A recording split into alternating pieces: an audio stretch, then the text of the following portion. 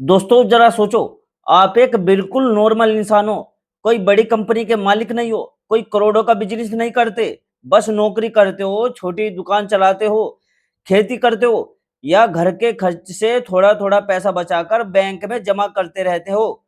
आपकी जो सालाना कमाई है वो 3 लाख रुपए है, 5 लाख है, 7 लाख है या 10 लाख रुपए है। आप सोचते हो कि मुझे इनकम टैक्स से क्या लेना-देना? मैं तो इतना भी नहीं कमाता कि टैक्स दूँ। लेकिन एक दिन अचानक आपके मोबाइल पर मैसेज आता है, ईमेल आता है या आपके पास आयकर विभाग का नोटिस पहुँच जाता है। नोटिस में लिखा होता है कि आपने अपने बैंक खाते में जो पैसा जमा किया है, उसका सोर्स बताओ। बस यही पढ़ते ही अच्छे-अच्छों के होश उड़ जाते हैं। सबसे पहला सवाल यही आता है कि मैंने ऐसा क्या कर दिया? मैंने तो अपनी मेहनत की कमाई बैंक में ही तो रखी है, फिर मेरे पास नोटिस क्यों आ गया? दोस्तों, आज की इस वीडियो में मैं आपको बहुत आसान भाषा में समझाऊंगा कि आम आदमी के पास इनकम टैक्स का नोटिस क्यों आता है, कौन सी छोटी-छोटी गलतियां आपको परेशानी में डाल सकती है और आपको क्या करना चाहिए ताकि फ्यूचर में कभी ऐसा ना हो। वीडियो को एंड तक जरूर देखिएगा क्योंकि आज मैं आपको जो जानकारी देने वाला हूं वो आपकी जिंदगी की मेहनत की कमाई को सुरक्षित रखने में बहुत काम आएगी।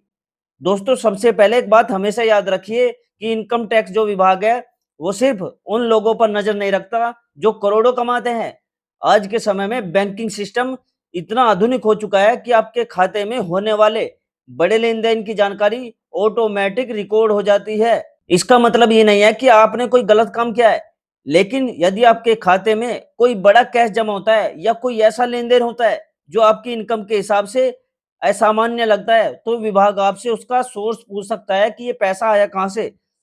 ध्यान रखिए, नोटिस आने का मतलब ये नहीं होता कि आपको टैक्स ही देना पड़ेगा। इसका मतलब केवल इतना होता है कि विभाग ये जानना चाहता है कि पैसा आया कहाँ से आपके पास। अब मैं आपको एक सच्ची घटना बताता हूँ, जिसे सुनकर आप समझ जाओगे कि अपना ही पैसा कभी-कभी परेशानी का कारण भी बन सकता है। एक बार क्या हुआ दोस्तों, एक महिला ने कई वर्षों तक धीरे-धीरे करके पैसे बचाए। कभी 10,000 रुपए बैंक में जमा कर दिए, कभी 20,000 जमा कर दिए, कभी 50,000 कर दिए, कभी 1 लाख जमा कर दिए। इस तरह उनके बैंक खाते में कुल 15 लाख रुपए जमा हो गए।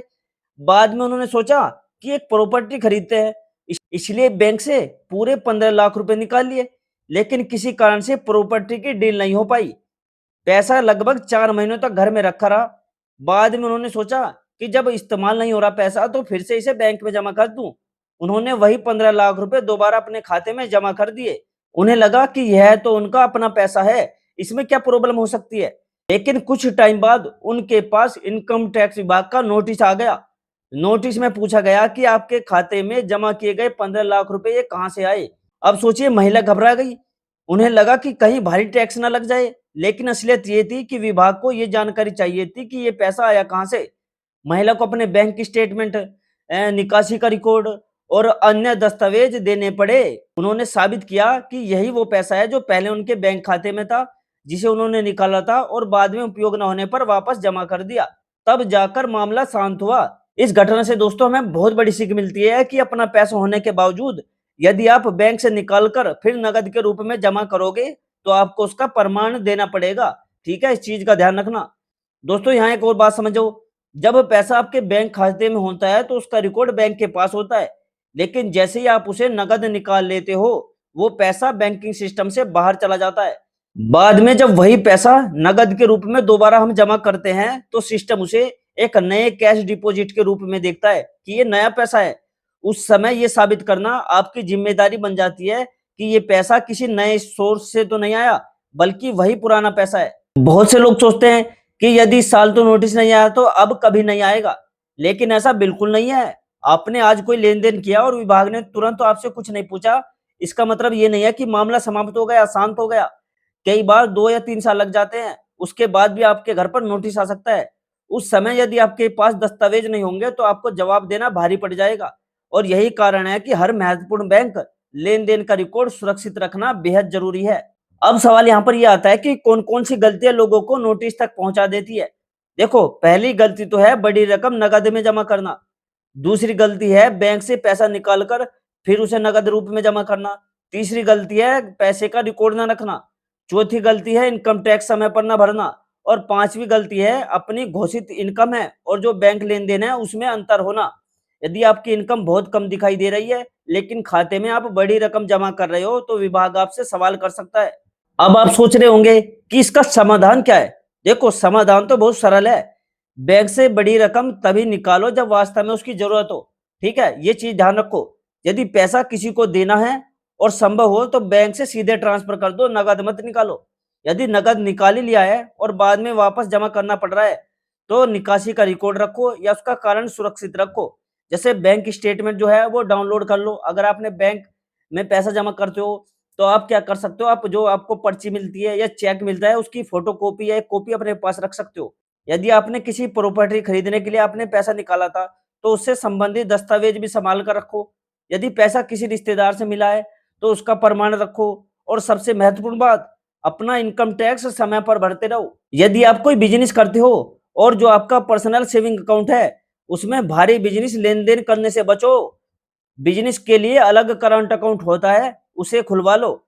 इससे रिकॉर्ड भी स्पष्ट रहता है और भविष्य में स्पष्टीकरण देना भी आसान हो जाता है। आज के टाइम में डिजिटल पेमेंट का उपयोग करना बहुत यूजफुल है, क्योंकि उसका पूरा रिकॉर्ड ऑटोमेटिक बन जाता है। दोस्तों, एक और महत्वपूर्ण बात है, यदि आपके पास इनकम टैक्स का नोटिस आता है, तो देखो, घबराने की जरूरत नहीं है।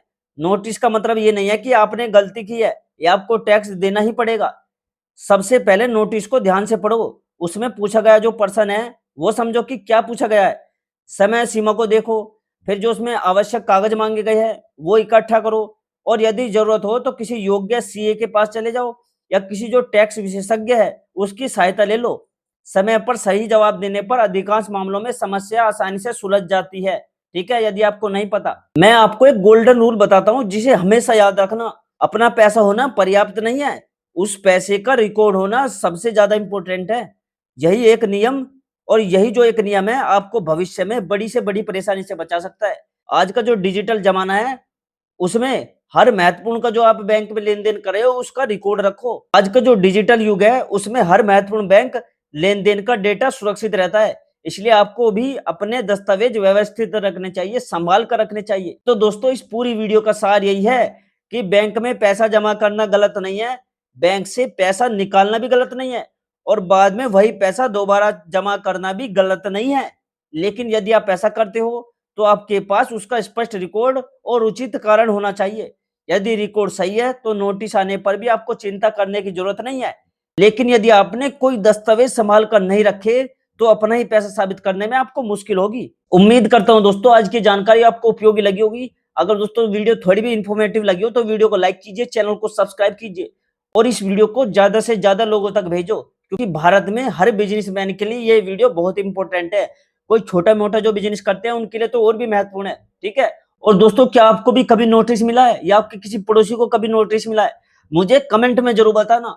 और मैं मिलता हूं दोस्तों आपसे अगली वीडियो में एक नई जानकारी, एक नई खबर के साथ। तब तक के लिए दोस्तों, जय हिंद, जय भारत।